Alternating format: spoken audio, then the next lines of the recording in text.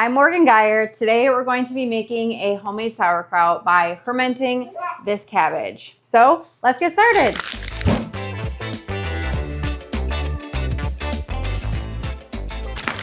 The things that you'll need for this is obviously a jar that you can ferment in. I'm going to be using this large one with an airlock lid. I'll link this in the bottom so you guys can look at this for yourself and decide if this is the route you want to go. You can also just use a regular jar without the airlock lid, but this video I'll be showing how I use it with this type of lid. We're going to be using salt, obviously. I'm going to use a Celtic salt. It's completely up to you what kind you want to use. So it's kind of a preference, but this is what I'm going to use. And then of course, a head or two of cabbage. First, we're going to start by washing our hands. It's really important to not use an antibacterial soap because we don't want to kill off the bacteria, because that's the point of fermenting.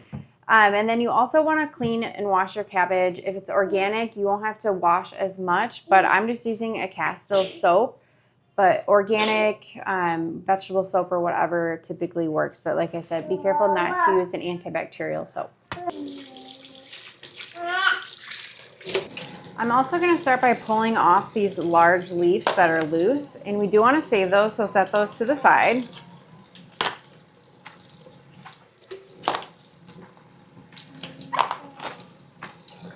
Just going to use a little bit of soap and wash this guy down. Now that everything's washed, we're going to cut our cabbage. I'm just going to start by cutting right down the center.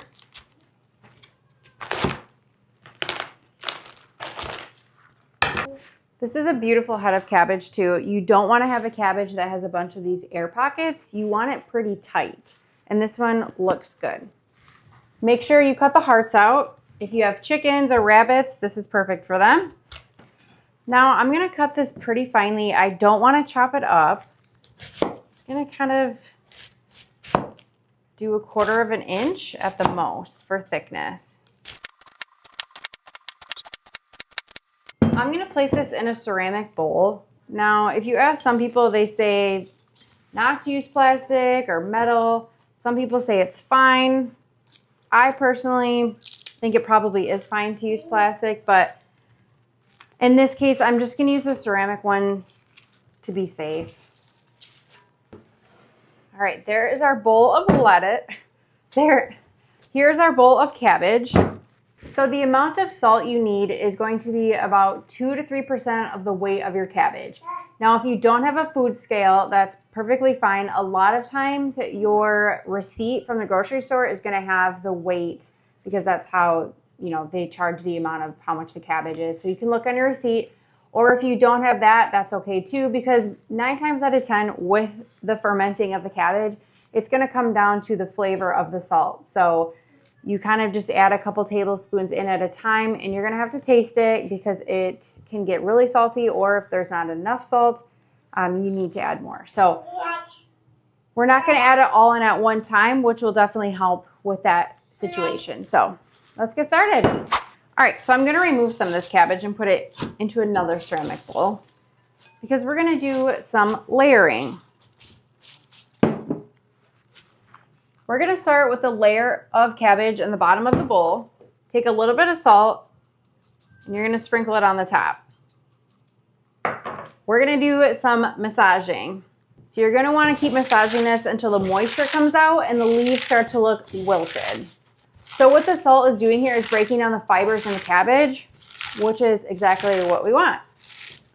And what does that mean? That means it's pulling out the moisture from the cabbage, which is creating the brine.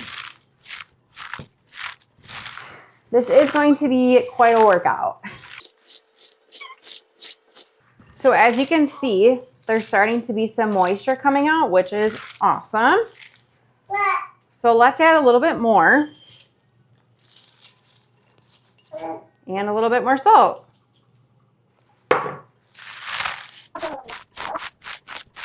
If you are having a hard time getting the moisture out successfully, you can cover this with a towel and let the salt kind of get in here and pull the moisture out, and just cover the bowl for like 45 minutes to an hour. And that'll really help. All right, I'm going to grab our jar and I'm going to start by adding the very first layer in. Now you can use some instrument like a rolling pin without the handle. I think it works just fine to use your hands, and you can kind of just smash it down like so.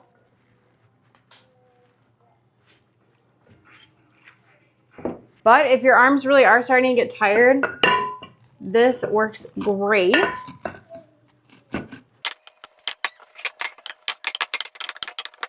I'm gonna take a piece out and make sure it's not too salty.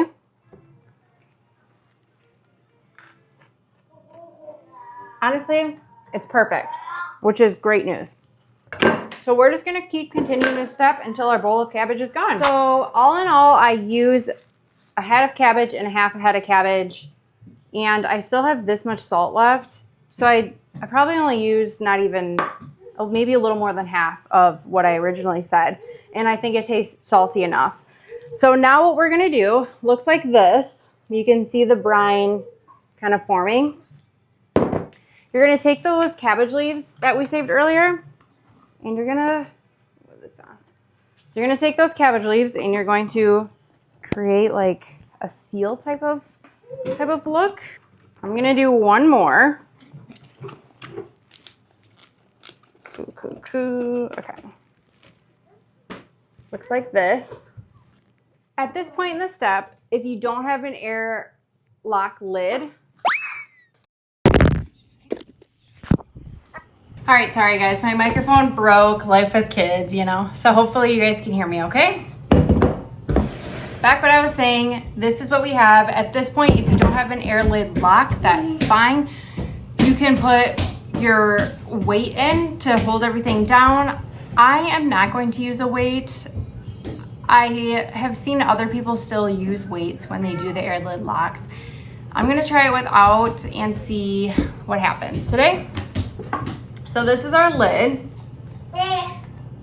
So we're gonna take that silicone part off. Oh, also, if you have any brine left in here, make sure you dump it in. I got everything out, so we're all good. So put this on. And we have a few pieces here. So we have the lid, and you're gonna fill this up halfway. Make sure you do like a spring-fed water also.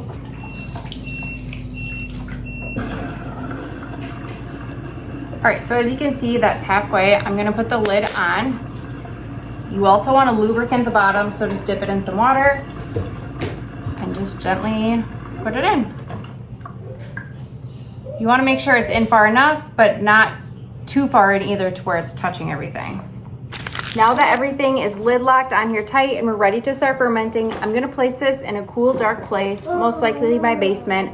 And I'm gonna let this sit for at least 7 days and come back and check on it periodically. So come back in 7 to 10 days and I will update you guys with the video. So don't forget to like and subscribe to Morgan the Midwest Lady, and we'll see you guys soon.